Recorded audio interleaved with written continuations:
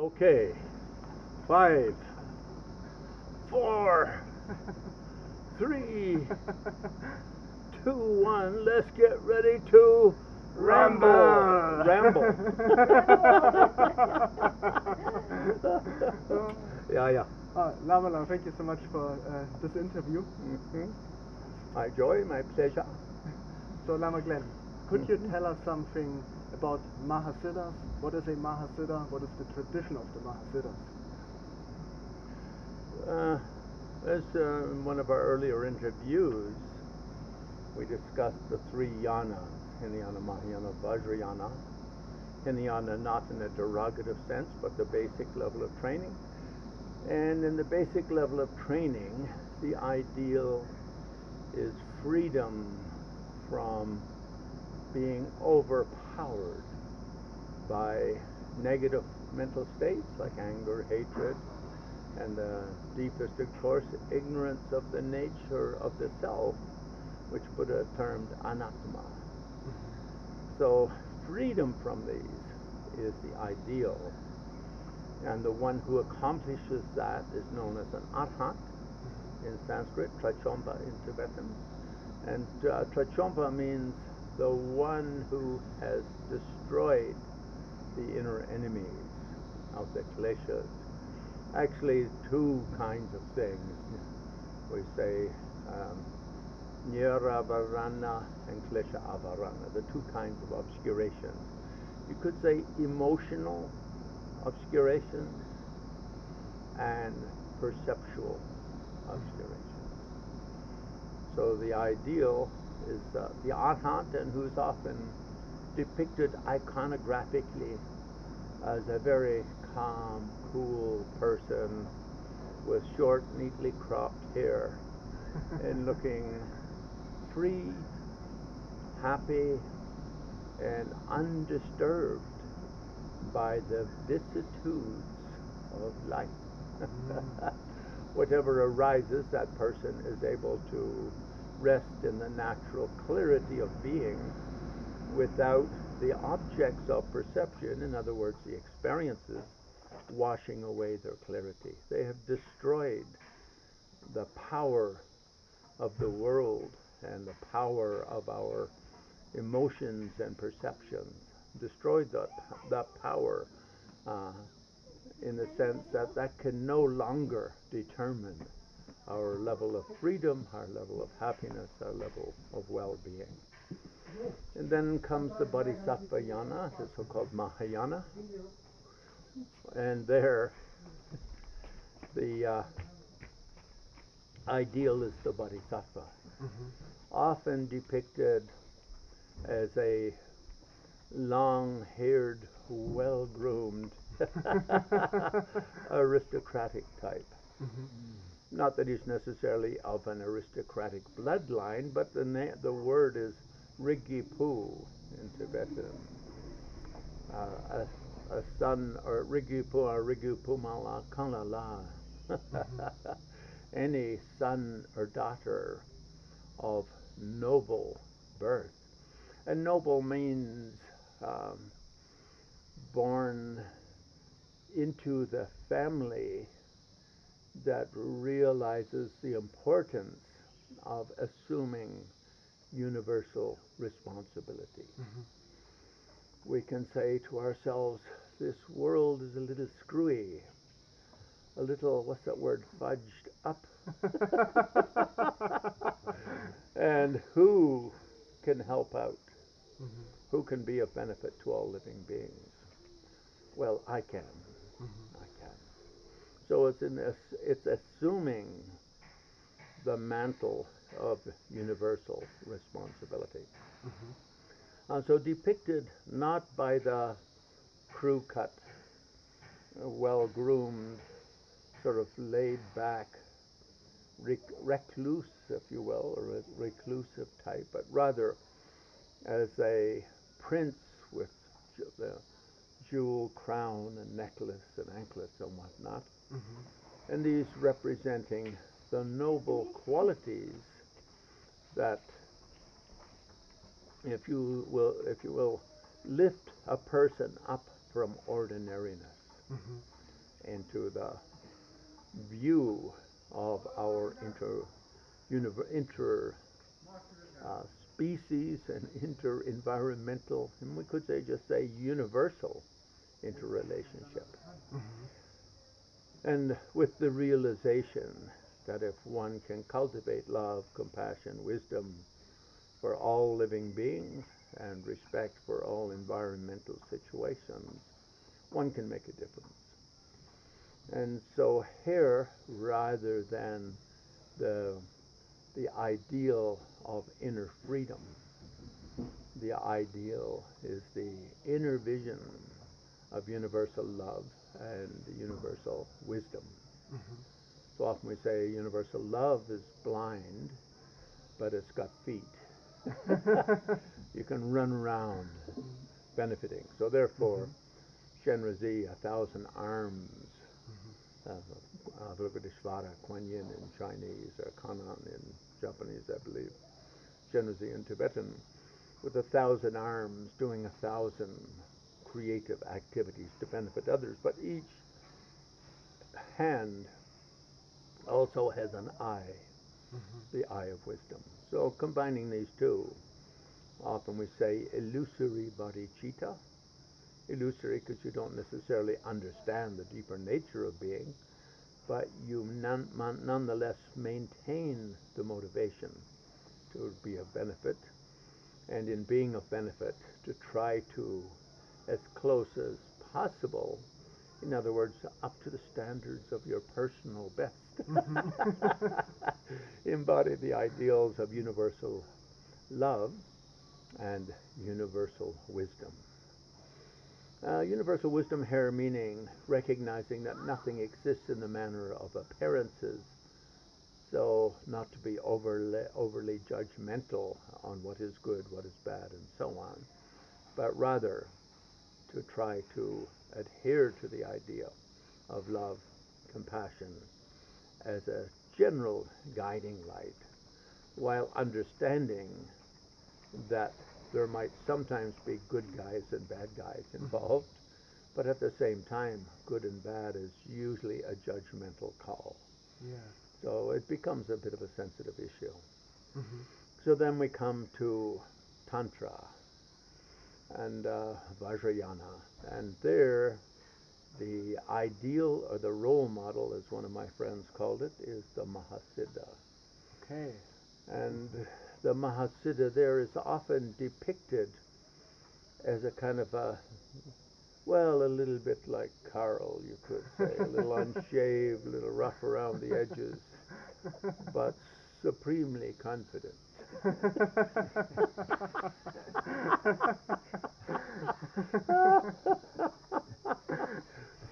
And a Mahasiddha is defined as a person who has siddhi. So when we do tantric practice, we conclude every practice with a 4-line verse, or we often do, and the 4th line says, Choktung tumong mutrub tobar shows. May I achieve the supreme siddhi and the conventional siddhis. So what are the and supreme siddhi, and conventional? Right, so the meaning of siddhi, ngu trub, in Tibetan, ngu is mean actual and trub attainment. Like meaningful attainment, you could say, but the word is actual attainment or full attainment or something like that. But I think meaningful attainment is the sense. Now, in Tantra, it's presumed we have the first 2 yanas as the basis of our practice. So we already have, to some degree, cultivated inner freedom, and we already have, to some extent, cultivated universal love and the universal wisdom of maintaining an awareness of the basic doubt of the appearance of things. Nagarjuna's great middle way or emptiness madhyamaka disciple Aryadeva said, merely the arising of the mind of doubt shakes the root of cyclic life, of samsara. Because when we doubt that things appear in the manner of, that things exist in the manner of appearance, it makes us question everything and look at a kind of a bigger picture beyond good and evil and so on.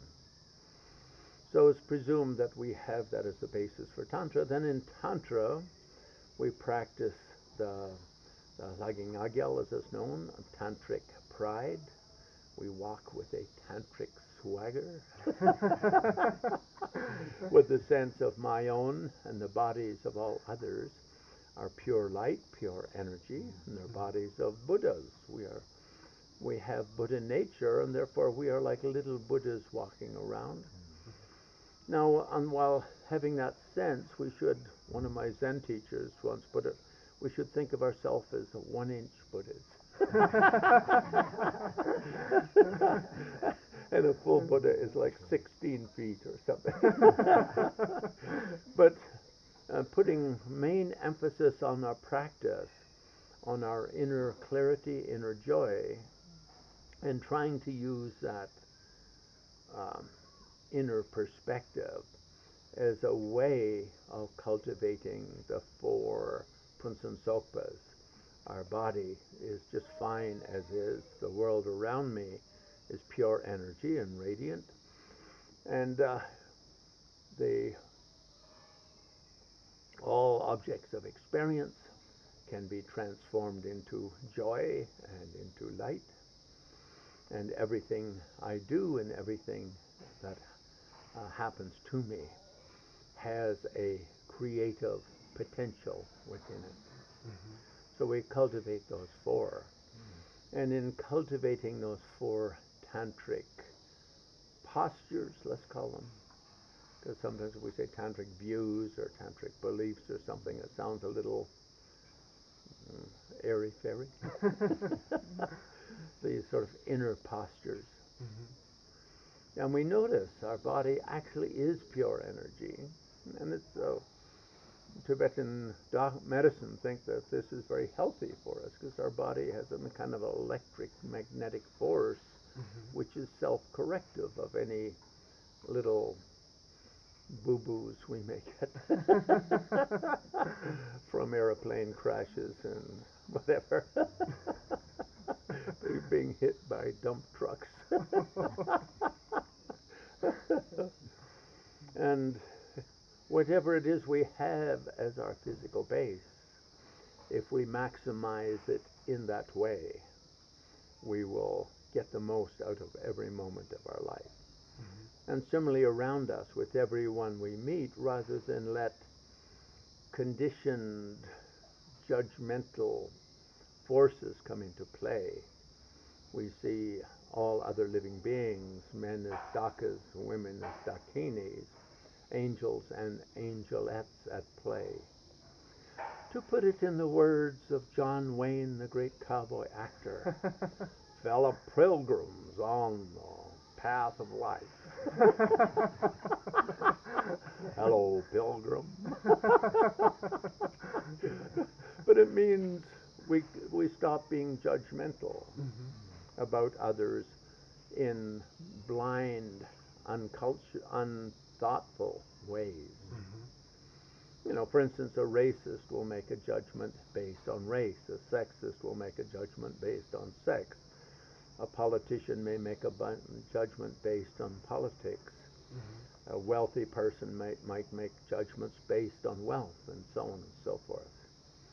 I would say, for me, the biggest benefit of getting to spend well over a decade around lamas like the Dalai Lama, his various gurus like Ling Rinpoche, Trijang Rinpoche, previous Kala Rinpoche, previous Dogo Khyentse, previous Trojik Rinpoche, previous Kamtrul Rinpoche, head of Drukpa Kagyu, is that if a high aristocrat or a super wealthy person walked into the room, or a very humble, simple farmer walked into the room, they always treated them all, not only treated, but the way they looked at them was with eyes of complete equality.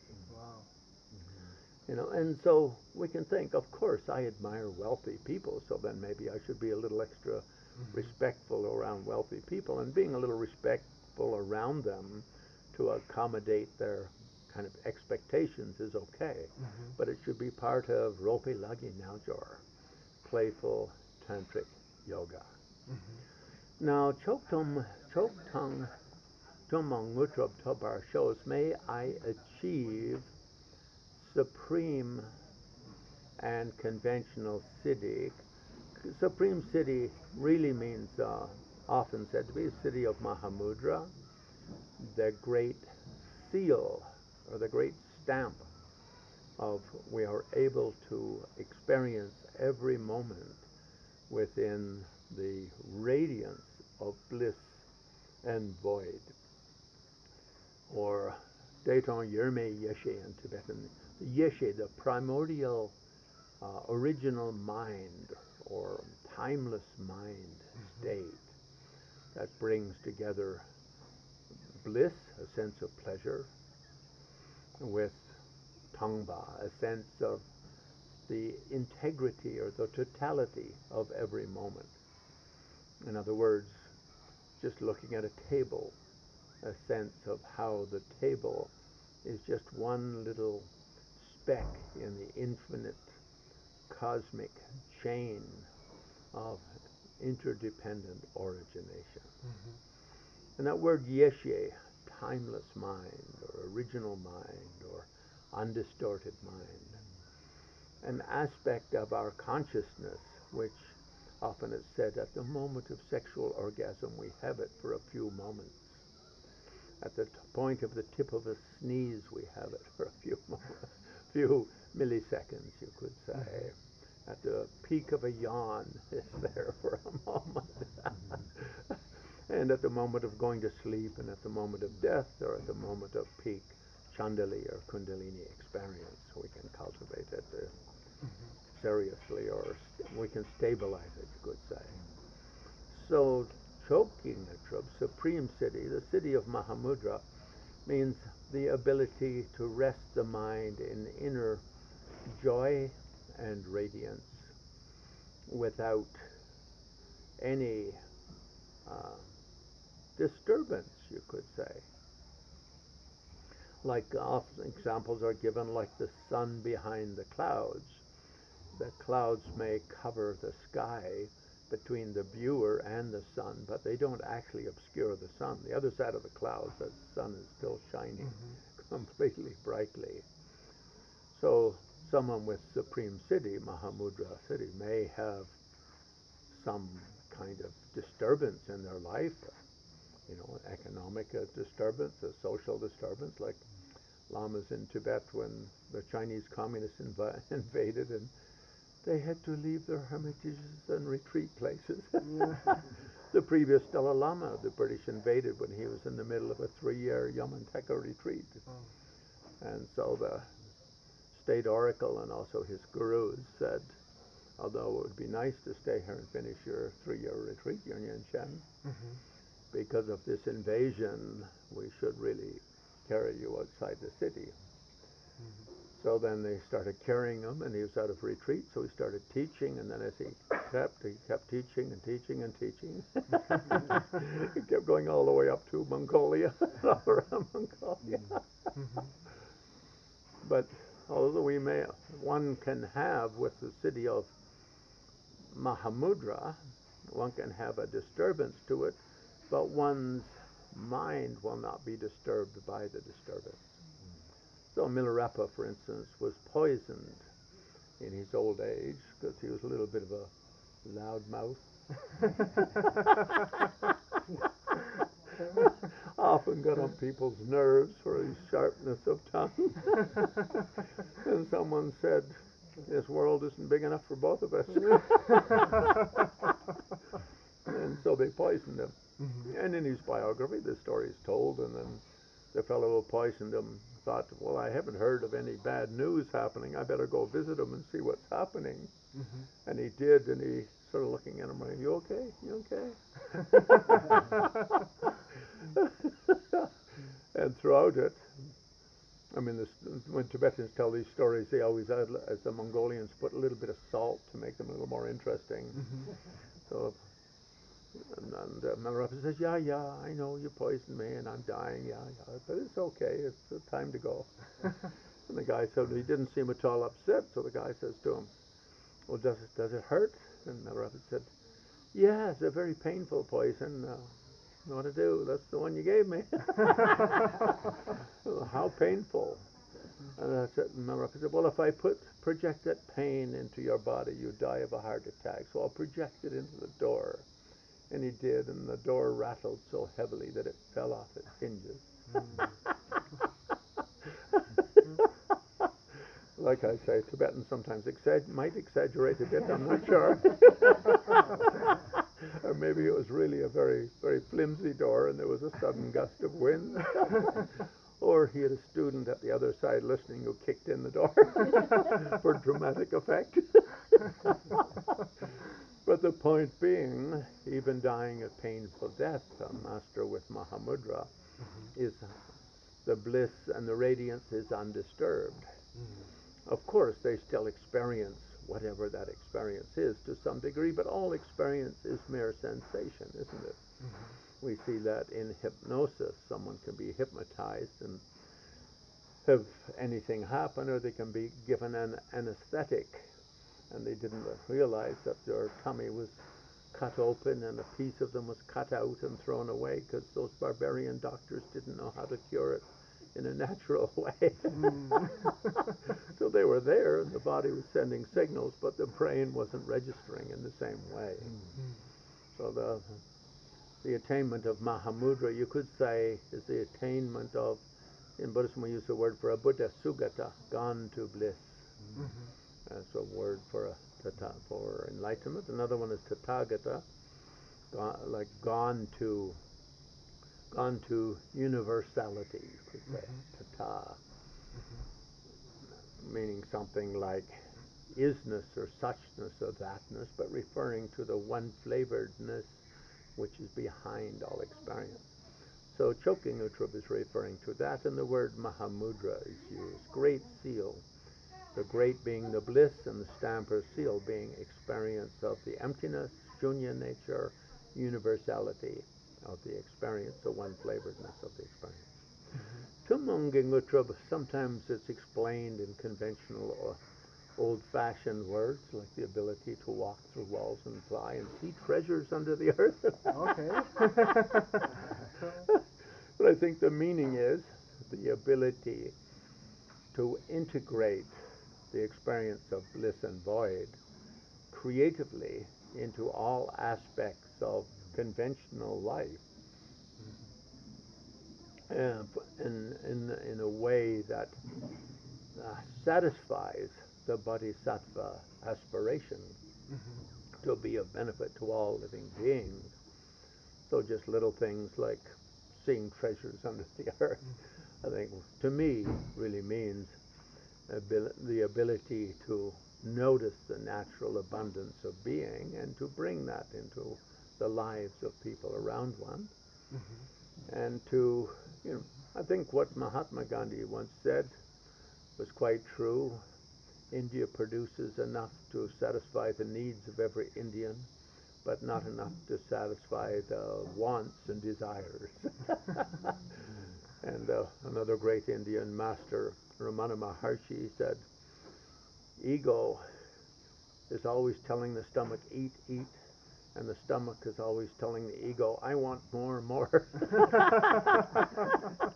But the problem isn't getting the more that makes the stomach happy. The problem is the ego yelling at the stomach, more and more and more, the stomach not understanding the nature of self. So I think those kind of tumunging udrub, I think, means the ability of beings who have achieved deep tantric awareness, their deeper understanding of the conventional level of being becomes the julu in Tibetan. So julu is illusory physicality. So this is based on the teaching in every highest yoga tantra, but most articulately explained in Guhya Samaja Tantra as brought to Tibet by the great Marpa Lotsua, amongst another dozen. There's Nyingma lineage of Guhya Samaja, Sakya lineages, and so on. The Lama Tsongkhapa says that in his mind, Marpa has the most charming way of discussing. So if we look in ordinary Buddhism, we talk about the two levels of reality. There's the Dundan Dampa, the reality of deeper significance, which means a beyond appearance nature, the universality of all things, you could say. And sometimes the word emptiness or shunya nature of all things is used. And the Kunzob Dampa, the completely illusory or completely deceptive level of reality, which is often translated as conventional or ordinary level. So those two terms, ultimate reality and illusory reality, are used to describe the way a chair appears is its illusory reality. It appears separate from everything else. But of course the chair is not separate from anything. It came from everything else, and there's a little bit of everything else in the chair. So that deceptive appearance of all phenomena as being separate from all things is the basis of the duality grasping syndrome, and therefore is also the basis of misunderstanding the nature of both one's own self. I feel like I'm separate from everything else. Well, I don't really, but if I didn't have emptiness training, I would. Just joking.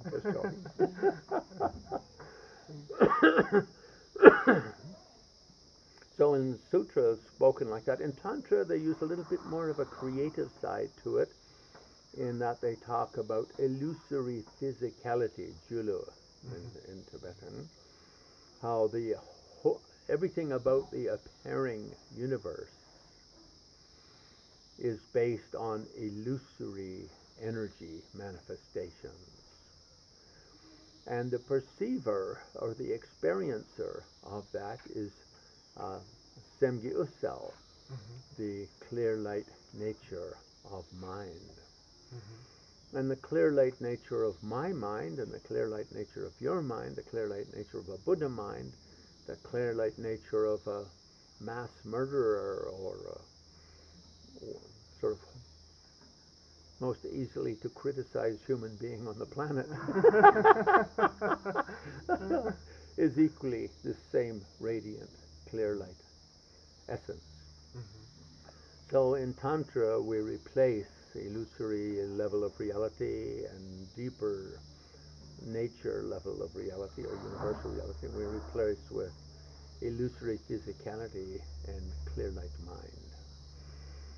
And so the word Mahasiddha is often used in a tantric context, because the Mahasiddhas, you could say, are learn to rest awareness in clear light Mahamudra as a choking Udra, as the supreme siddhi of Mahamudra, and with all expressions within the illusory physicality. In other words, the experience of a body and external world becomes pure creative play.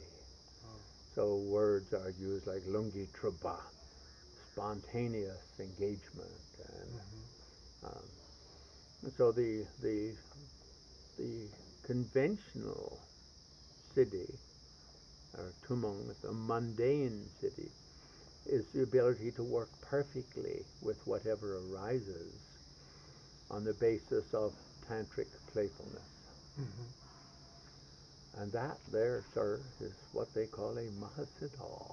Wow. Thank you so much, Lama Glenn. And when we look at the life stories of the Indian Mahasiddhas, then we'll have kings, we have monks, we have scholars, we have crazy people, we have wild yogis, we have craftsmen, family men, monastics.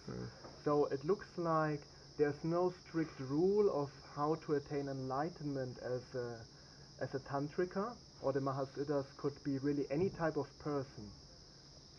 And it's really that way, I think, with all three yanas in a way.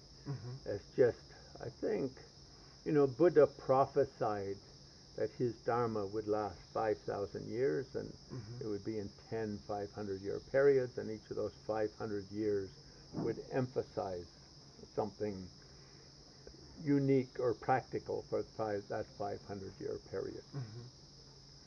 And I think the first 500 years was really emphasizing things like Four Noble Truths and Three Higher Trainings, 12 Links of Dependent Origination, the doctrine of anattama, and so on.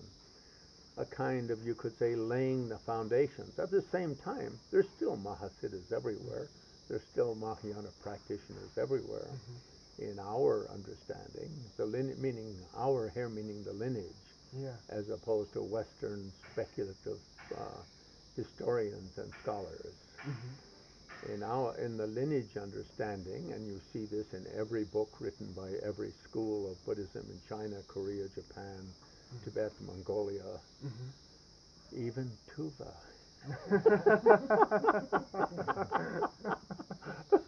I say that because we had dinner with a Tuvan fellow the other night, right?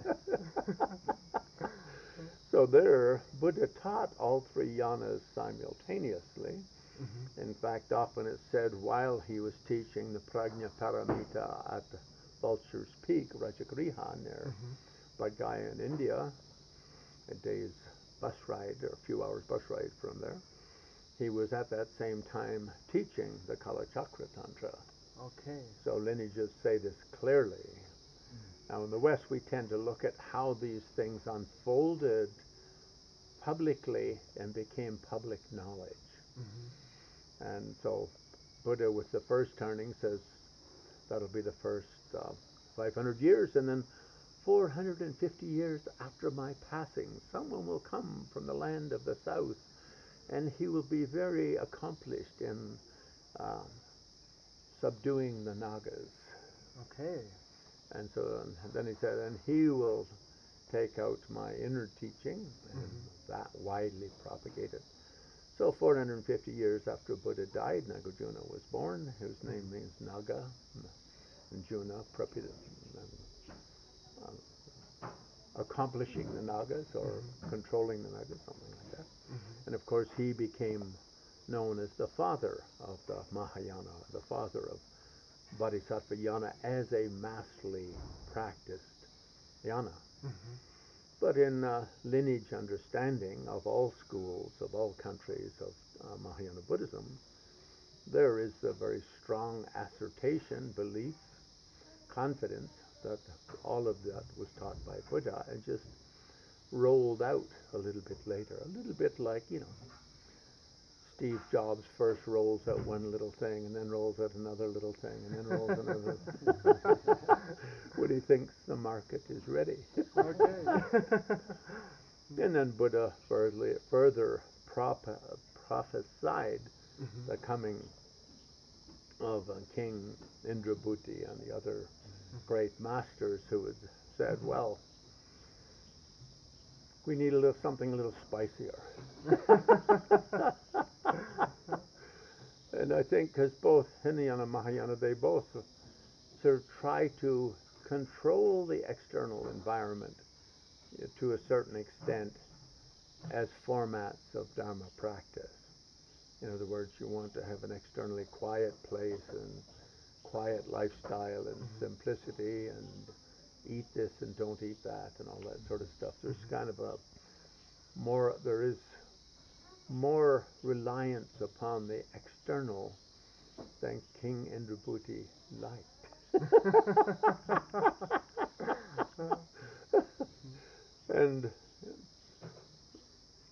And so Buddha prophesied at that time my tantric teaching will be picked up by a great king who will vastly propagate the tantric lineage.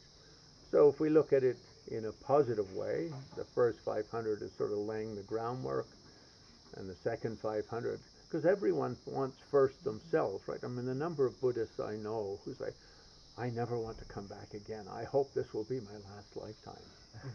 That is our first instinct, isn't it, to achieve freedom ourselves.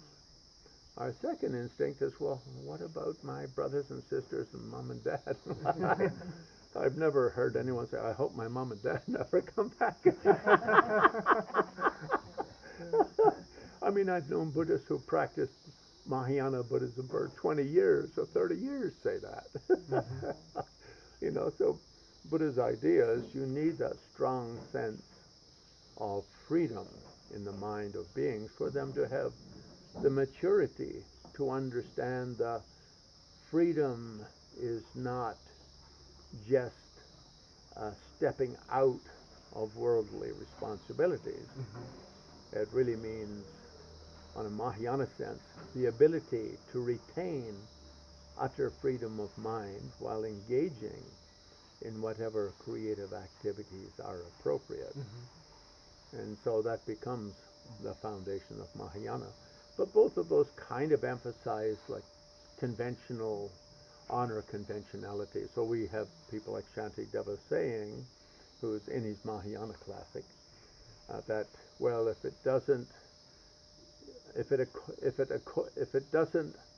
isn't in discord with Dharma, if conventional things aren't in discord with Dharma, it's best to sort of acknowledge them.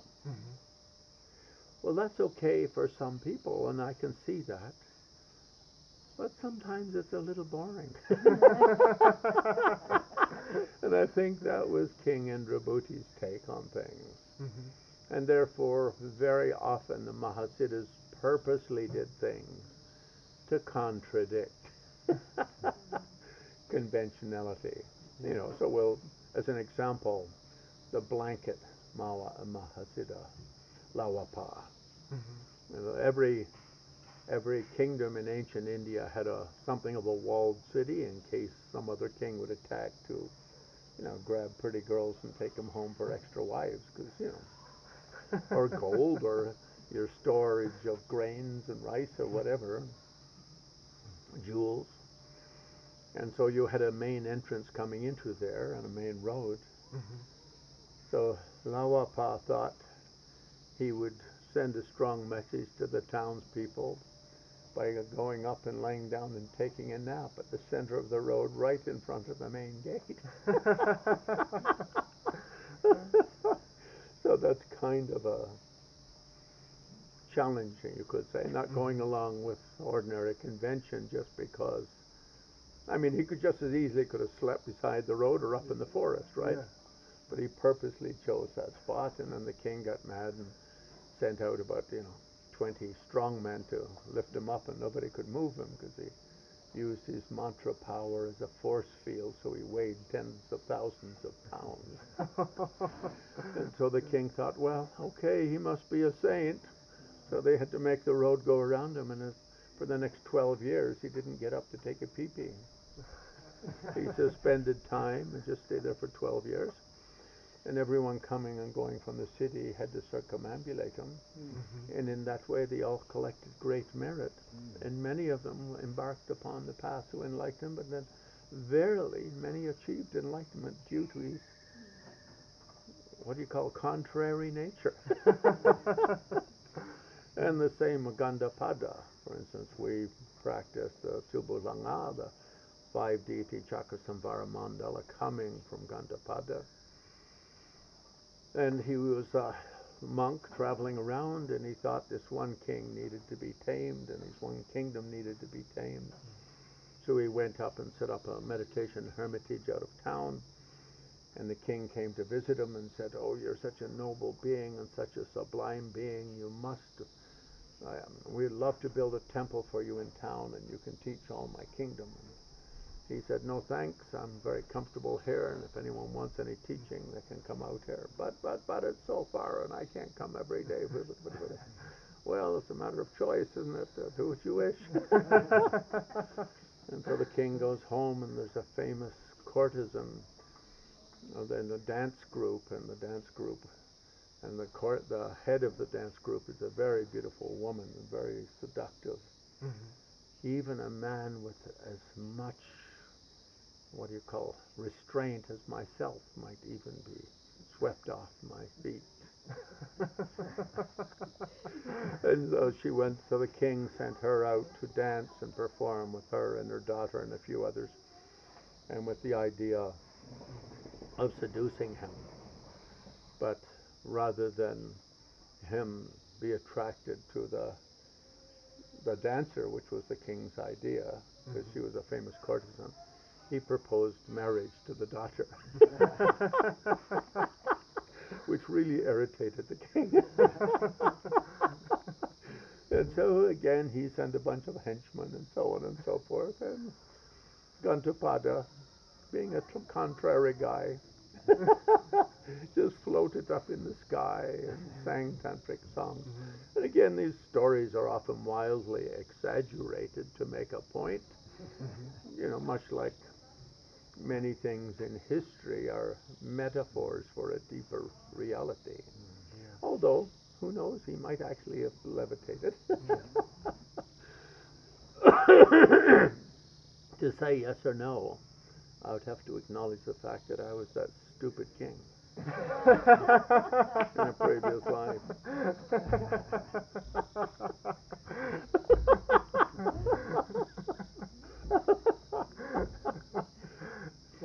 And so that I think with the Mahasiddhas, I mean, as I said before, from the time of the Buddha, people have achieved enlightenment through very unconventional ways. For instance, of the Buddha's 500 who achieved enlightenment, one was Tibetan known as Lam Chung. He had such poor memory that you couldn't teach him anything. If you tell him to say Om Mani Padme Hum, by the time he said Hung, he'd have forgotten the Om, and vice versa. And so Buddha made him sweep out the temple and just out with the dust, out with the klesha, out with the dust. And he achieved enlightenment. And so there's many examples like that of people just being told to meditate under a tree and stay there for the next 3 years or 5 years, and Buddha comes back 5 years later and the guy is doing well. So that's been there from the beginning, but I think from the time of King Indrabhuti onward, there was something you could say of an anti-establishment and anti-monastic sentiment. I would say convention had become a little bit oppressive in Buddhist society. Conventional ideas had become a little bit irritating to many people, and monastics had started thinking of themselves as the cat's whiskers. And so I think there was a little bit of an anti-establishment and anti-monastic movement set in within Buddhism, and this became symbolized by the Mahasiddhas. So many of the Mahasiddhas began their lives as monks. Naropa was a monk and didn't achieve enlightenment.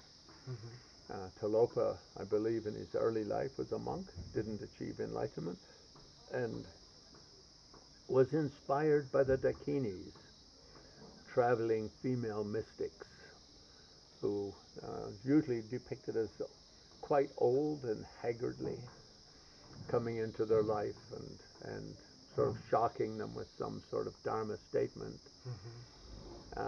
which really challenged their understanding and challenged their questioning of their path.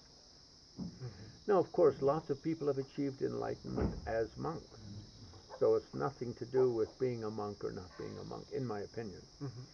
A problem becomes when being a monk is seen as a path to enlightenment rather than as a lifestyle, because enlightenment is not an outer process, it's really an inner process.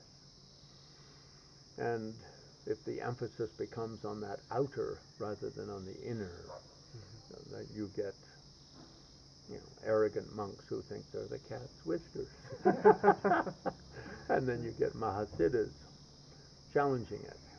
And so the whole Mahasiddha tradition in India from the 5th to 12th century, you could say, was a little bit along those lines. And of course, some of them remained monks.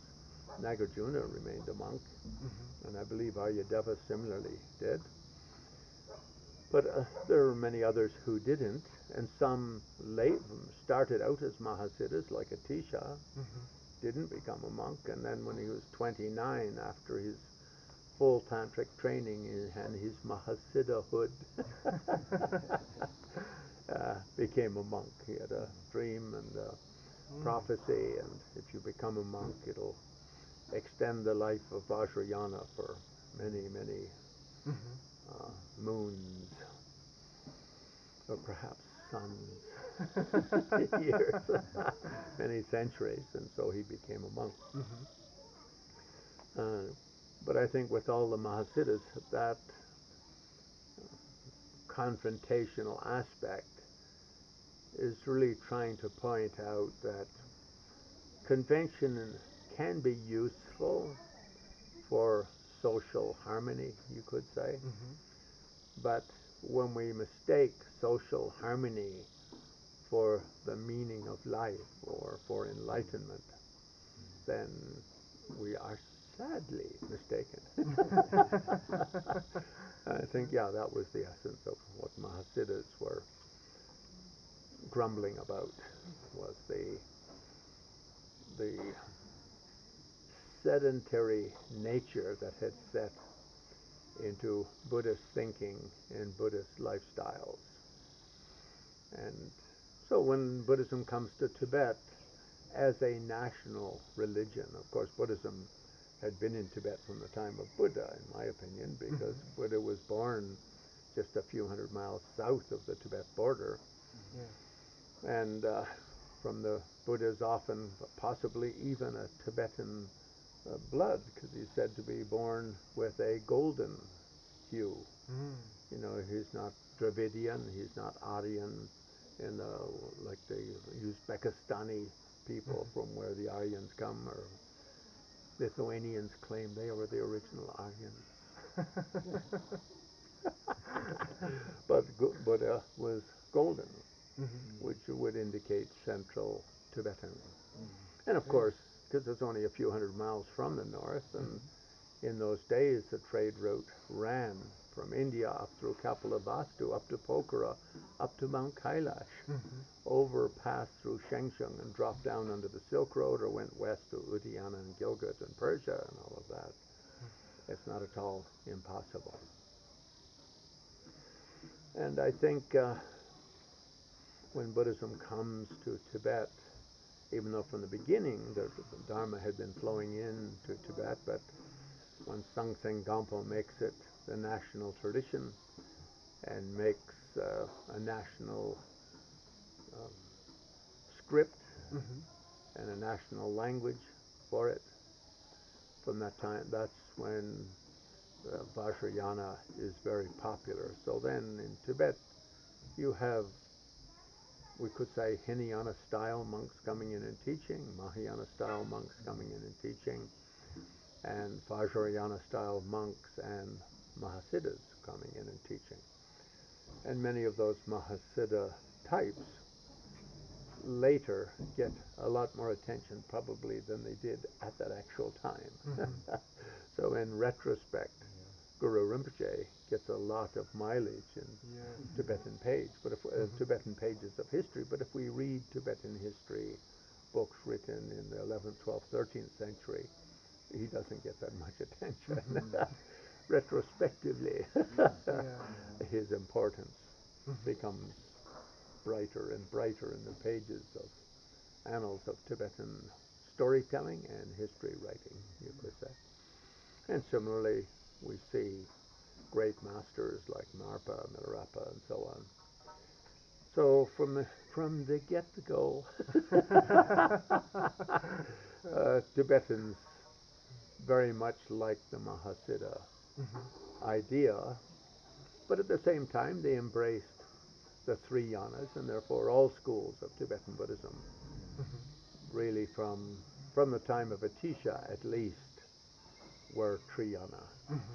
So we could say if a teacher made one really great contribution to all schools of Tibetan Buddhism, it was putting the Triyana structure in place so that all schools became, you could say, very well balanced and harmonized in integrating all aspects of the Buddha's teachings. Beautiful. And regarding the practice and the times of the Mahasiddhas related to our days, like what can a 21st century Buddhist practitioner, and of course for most of us Western Buddhists, we are non-monastic, so what can we learn and how might the practice differ from the Mahasiddhas of ancient India or also later from Tibet? How would it differ to the potential Mahasiddhas of our times? I think that if one takes up practice of meditation, there's a discussion in one of the early periods of Buddha's life between him and some monks, and they want to make a bunch of rules for the Sangha, if you are, what it means to be a good Buddhist. Okay. And Buddha said, we don't need those bloody badges. We don't need no bloody badges. I mean, rules.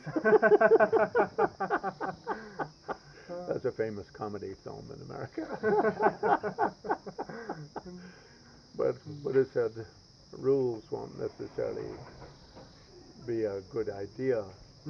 If people meditate, they will naturally find themselves going in the right direction.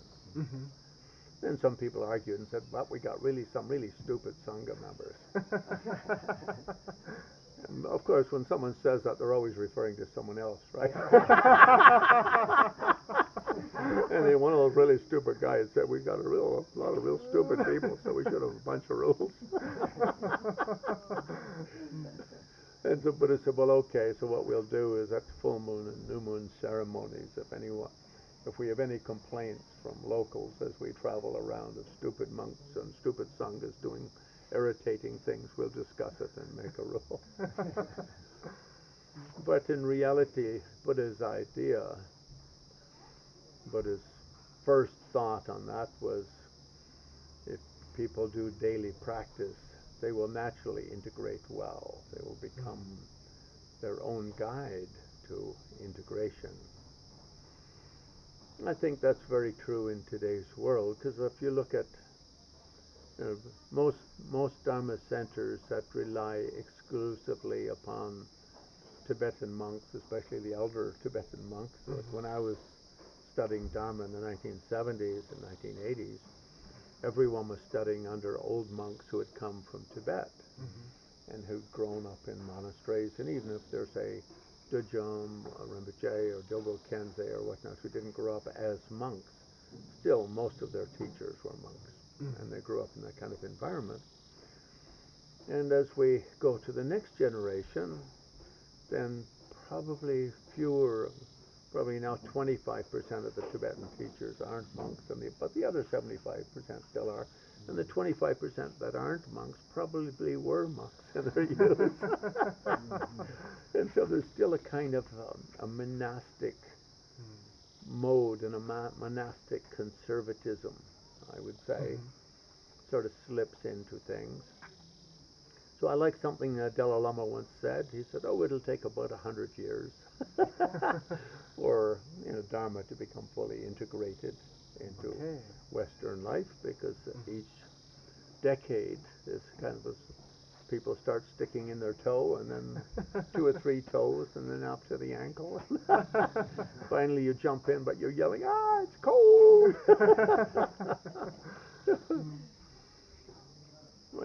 Chogyam Trungpa once said, well, it's really an experiment at the moment. We're waiting for the first Western person to achieve enlightenment. Of course, we've long passed that now. Many Westerners have achieved enlightenment.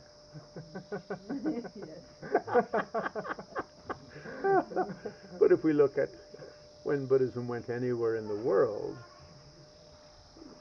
firstly some teachers came, and then some Sangha practitioners developed, and then some cultural support systems developed, like meditation centers and temples or whatever, hermitages, and in some cases monasteries and so forth.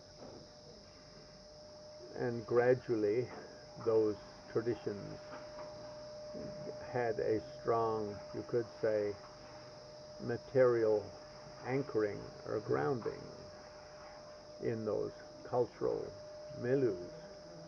And so it's a little bit like that right now, isn't it? So when Tibetans came into exile in 1959, there wasn't a single Tibetan Buddhist Dharma center in North America. Yeah. And maybe one or two in Europe, I'm not sure. But maybe not even a Tibetan Buddhist center in Europe, I'm not sure. But when I went to a translator conference maybe 20 years ago, one of the people sort of giving an update on development pointed out there's now over 1,000 Tibetan Buddhist centers in North America, and almost that many around Europe. Well, half that many. But rounded up to the nearest 1,000.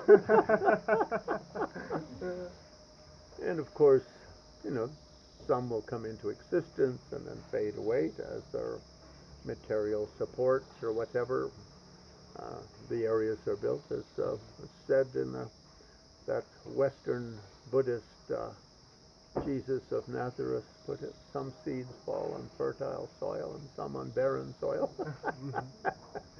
But gradually things will develop, and I think by people meditating daily, they will be able to integrate their practice successfully.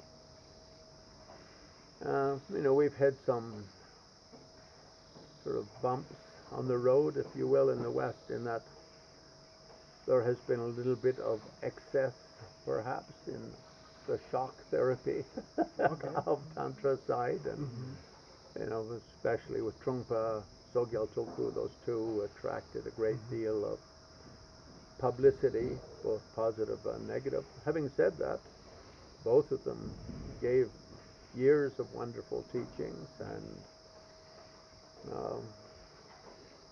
doesn't seem to me that anything they did was in contradiction of Buddhist morality or Buddhist behavioral limits, if you will. Yes. I mean, mostly the grumbling about them is about sexual activity, and as far as is known, that was all between consenting adults who were not monastic. Yeah. So in that way, I have great respect for them for their many years of great teaching, and I certainly have no negative mud to throw at them, if you will, for such activity, because as human beings, it is their right to engage in romantic activities if they so wish. Even in Hinayana level in Buddhism, the main rule is not to make love more than 5 times a day.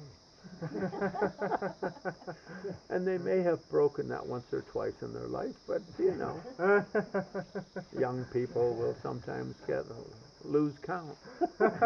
And Tibetans were never that great at mathematics. Not their first.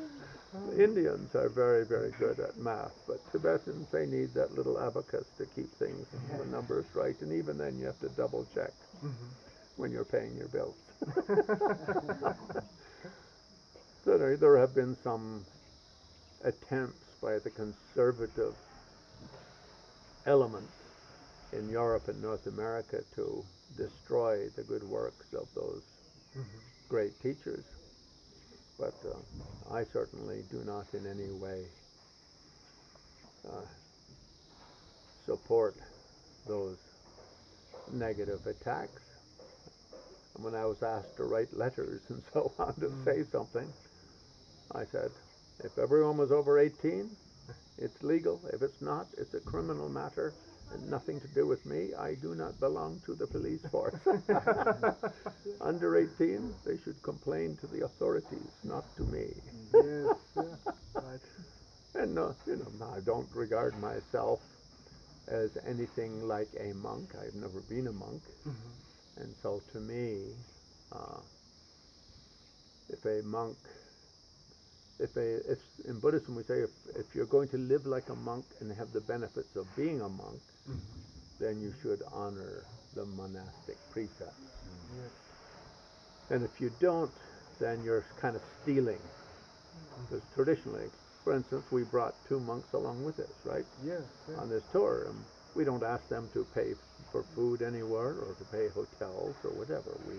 It's a Buddhist tradition from the time of Buddha that if someone gives up on girls and leaves them to the rest of us, we will support them.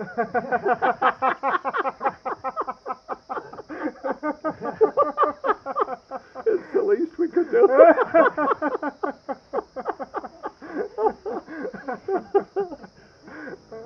Now, there is a tradition in Tibet of people dressing like monks but not being a monk. But that wasn't done as a deceptive method. Like in Nepal, for instance, Argyen Toku dressed like a monk but was not a monk. But he was not secretly not a monk. So everyone knew he wasn't a monk.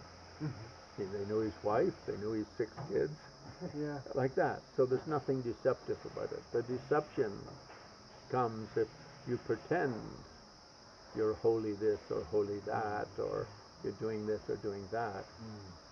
It's a little bit like if you're pretending you've got like only one leg and you tie the other one up somehow to go begging. It's not a good thing. It's a kind of a scamming, isn't it? Yeah.